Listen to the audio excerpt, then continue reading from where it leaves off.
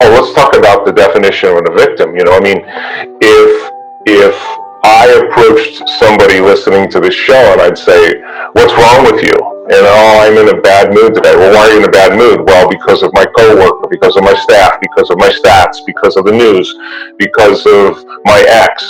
What they're really saying is, unconsciously now in a program, that something outside of me, some person or circumstance, is controlling the way I feel and the way I think. And anything that's controlling the way you feel and think makes you victim to your environment. Now, that unconscious program then means that a person who's living by that every day will be more susceptible to any condition in their environment, because it's their response to the environment that is squandering the amount of energy they need to heal. So then in order for them to heal, then they have to turn the battleship around and say, well, wait a second.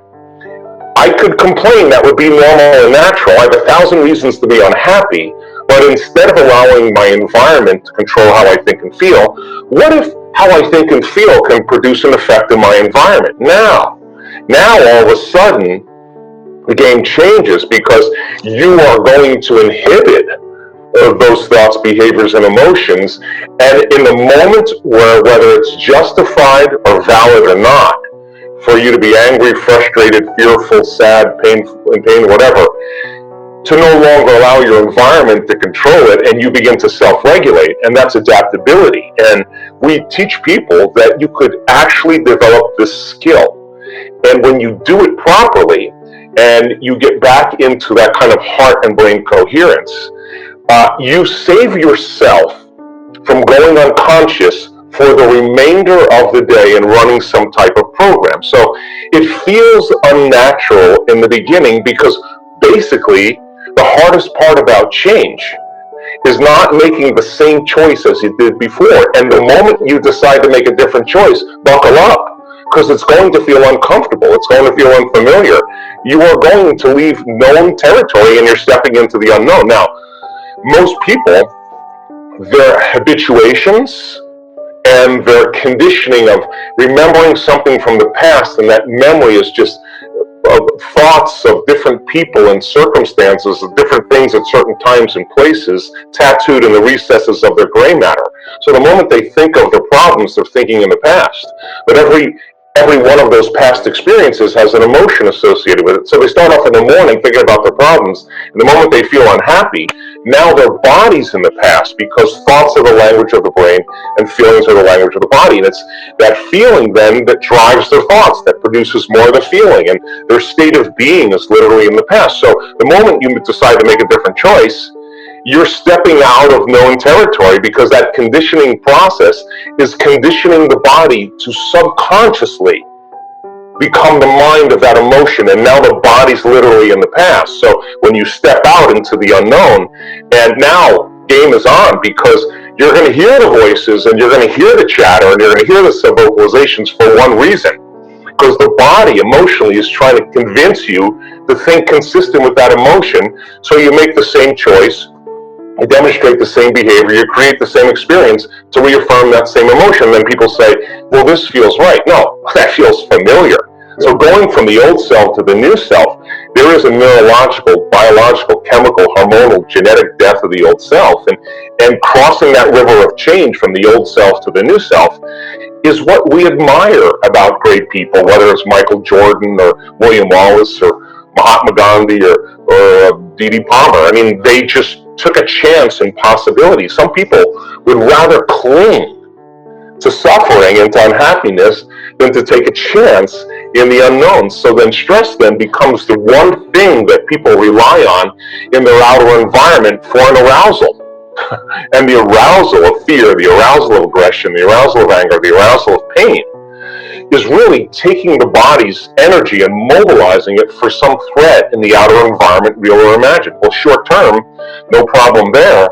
But if you turn on the stress response and you can't turn it off, now you're headed for a disease. Sure. Because no organism can live in emergency mode for that extended period of time. So what's the side effect? From a neurological standpoint, you are going to see a lot of incoherence in the thinking neocortex. In fact, the arousal causes a person to try to predict the future based on the past. So now they're overly analytical. And our research shows when you get overly analytical, 100% of the time, you're going to make your brain worse, without a doubt. Wow. You're going to drive it further into those elevated high beta states. Same thing happens. You're sitting in traffic and you're frustrated, you're impatient, you can't run, you can't fight, you can't hide. So in a sense, biologically, you're stepping on the gas and the brake. But what happens to the heart during the sympathetic response? It's beating, but now you're not using that energy. So then the arteries of the heart constrict, and now you're pushing against the closed system, and the heart becomes incoherent, and energy literally leaves the brain and heart. And now, in a sense, the hormones of stress draw from our field of energy and turn it into chemistry. We become more matter, less energy, more particle, less wave, and now we feel separate from everyone and everything because those chemicals heighten the senses to now our focus on everything material. We become materialists. So then there's no time to dream and survival. Why would you dream? It's not a time to dream. It's not a time to create. So people spend 70+% of their time living in this aroused state. And so they don't believe in a new future because if they can't see it, smell it, taste it, hear it, feel it, it doesn't exist. So then suppressed neocortical function, consciousness drops right out of the thinking neocortex. And the act of slowing down your brain waves all of a sudden causes different compartments of your brain that were incoherent because the hormones of stress are saying, what about this, what about that, what about this person, what about that appointment? You start suppressing neocortical function. Here comes innate intelligence. Here comes the autonomic nervous system, and now they begin to merge. And the autonomic nervous system's job is to do what?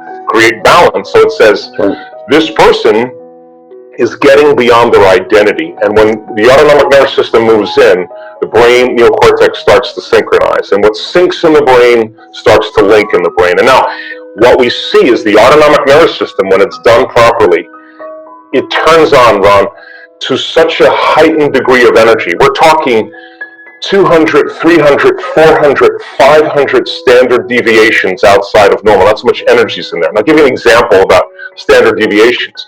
If we took everybody on who's listening to this call and we measured their eyesight as an example, you would see that Z curve exactly the same. No matter what we measured, where intelligence, eyesight, height, weight, you'd see the same curve.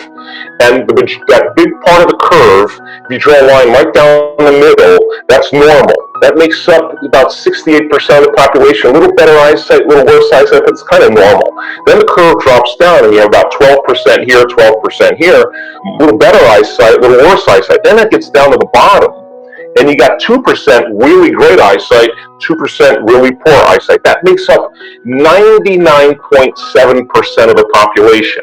Is either 3 standard deviations above normal or 3 standard deviations below normal, no matter what we measure. Now, we're getting brainwave patterns with energy in an aroused state of gamma.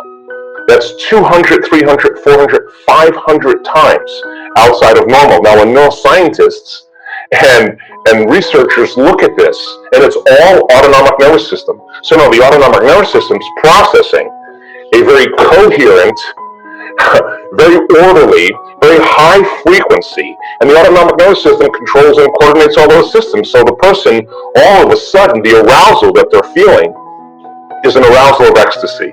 It's an arousal of bliss. They're connecting with innate, and its signature is pure love. I mean, or wholeness, whatever you want to call it, or ecstasy, a feeling that moves you into the present moment.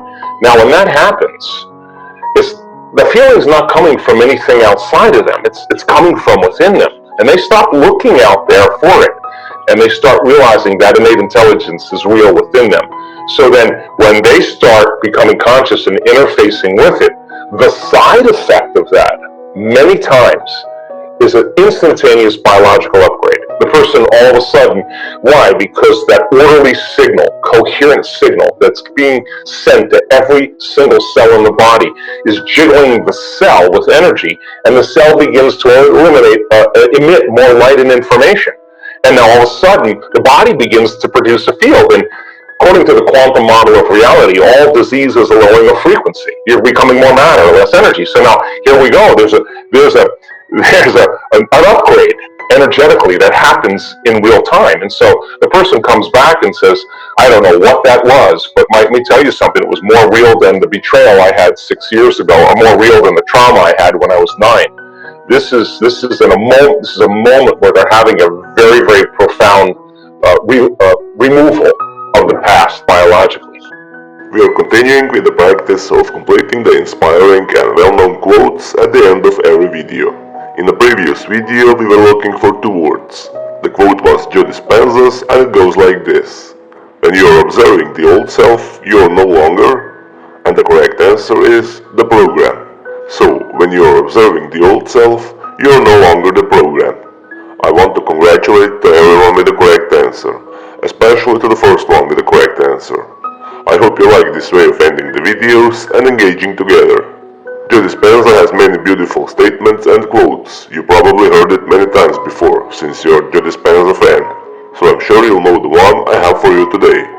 Today's quote or statement that you need to complete comes from Joe Dispenza also, and we are looking for two words, but I'm sure you'll know the correct answer. The quote goes like this. We cannot create a new future by holding on to the emotions of...